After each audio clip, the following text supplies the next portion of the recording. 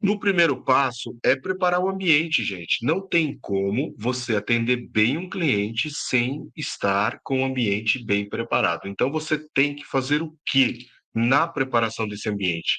Fora as questões de limpeza e higiene, de biossegurança, tá? Que realmente são obrigatórias e precisa estar ali certinho. Você tem que verificar se a temperatura do ambiente está correta, você tem que verificar se, né, a música ambiente, o som está ligado no volume bacana. Se você é, já fez a aromatização do ambiente, para que ele realmente ele entre e ele tenha uma sensação única. Ele entre no seu ambiente e tenha vontade de ficar ali. Isso, nesse passo, sabe, as pessoas não dão atenção, acham que é a mesma coisa, acha que não vai fazer diferença, só tá ali limpinho, tudo mais, não tem mais, né, o que fazer, não tem segredo. E se você for ver, realmente não tem segredo, a preparação em si, mas são detalhes que fazem a diferença. São detalhes que fazem a diferença. Então, quando você deixa tudo preparado, com carinho, com atenção, o cliente percebe isso, desde a iluminação do ambiente, desde a temperatura, o som, o cheiro.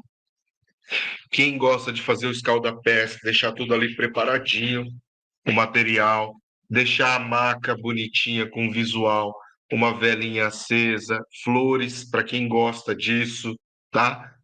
Se você, né, que nem eu, não tenho o hábito de arrumar a maca e deixar umas flores ou velas, mas você pode deixar tudo mais lisinho possível, mais bonitinho, tá? Quando você prepara o ambiente dessa maneira, o seu cliente, na hora que ele entra, ele fala assim: nossa, né, tenho vontade de ficar aqui, tenho realmente vontade de fazer massagem com você.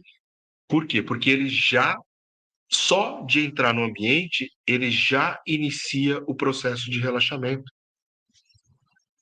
Márcia Magalhães. Eu penso que para fazer uma massagem completa, esses fatores já devem estar preparados. Sim, esse é o primeiro passo. Você já tem que preparar o ambiente antes do cliente chegar. E aqui entra também aqueles detalhes assim, ó, verifica se o óleo de massagem é o suficiente para aquele atendimento, verifica se o creme ou se você vai usar um creme, tá?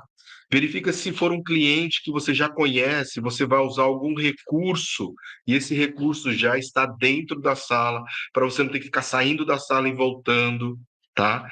Então, isso tudo faz muita diferença, tá? Não tenha dúvidas, né? Dona Alice concorda aqui, ó. Isso que o senhor está falando sobre ambiente é essencial. Eu também acho que não tem como, tá, você se destacar para o seu cliente se você não preparar adequadamente o seu ambiente, tá? O cliente ele percebe isso, então a gente tem que, tá, se organizar muito nesse aspecto. Faz toda a diferença. Segundo passo. Segundo passo, recepção do cliente. E aí, o que que a gente entende sobre a recepção do cliente? O que que vocês acham que compõe esse segundo passo? Porque nós preparamos o ambiente e aí depois a gente vai chamar o cliente até a sala. Então, esse ato é o que a gente chama de recepção do cliente. Só que quando eu chego para recepcionar o meu cliente, eu tenho que estar como? Com um sorriso no rosto, eu tenho que dar um cumprimento de mão firme, olhando para o cliente, ou eu posso dar um abraço, tá? Eu posso dar um abraço, lógico que eu posso, ainda mais se for um cliente que já é segunda, terceira vez, não tem problema nenhum, tá? Seja mais caloroso, conquiste mais empatia. Abraço libera ocitocina, lembra? Libera ocitocina. Quando você abraça o seu cliente, você faz com que ele libere ocitocina, já auxilia no quarteto da felicidade. Então ele vai começar a se sentir feliz. Essa recepção do cliente também, ó, pontualidade.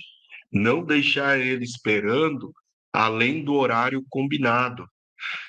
Então, tem que recepcionar o cliente no horário, com um sorriso, um abraço, seja bem-vindo. Exatamente, José Carlos Gomes. Simpatia e firmeza. Isso mesmo, Márcia Magalhães. Com certeza. Maristela Roberta, boa noite, professor. Meu ambiente ainda não está pronto. Já fiz algumas demonstrações de forma gratuita e sem este ambiente vejo como é importante ter seu cantinho. Exatamente. Embora, quando você atende a domicílio em algum outro lugar, você consegue adequar algumas coisas nesse sentido também, tá, Maristela? Não tem problema. Sabe um outro detalhe que quase ninguém percebe nesse passo de recepção do cliente? Você, quando vai recepcionar o cliente, você tem que observar a postura que esse cliente tem. Se ele estiver sentado em algum lugar, como ele está sentado? Ele está sentado reto? Ele está sentado caidão lá na maca, lá na cadeira, ele está sentado quase que ficando em pé porque não está conseguindo direito, tá? Como que ele está sentado? Qual que é a postura dele? Tá? Isso já demonstra a queixa dele, já dá um indício de problema que ele tem. E além disso, da postura que ele está lá, você também observa como que ele levanta. Qual que é a dificuldade que ele tem para levantar ou não? Se o problema dele for na lombar, se o problema dele for no ombro, vai ser diferente, né? Vocês concordam? A gente tem que observar isso. Tem que observar como que ele caminha até a gente, como ele caminha até a sala de atendimento de massagem. Tudo isso já está embutido nesse segundo passo. Tem mais coisa? Tem. Nesse momento em que você vai até a sala de atendimento, você pode conversar sobre outros temas, hobbies, tá? Outros assuntos para gerar o quê? Uma conexão maior com o seu cliente, uma conexão emocional. Você começa a trocar figurinha ali com o seu cliente. Isso vai fazer com que ele sinta-se mais confortável contigo.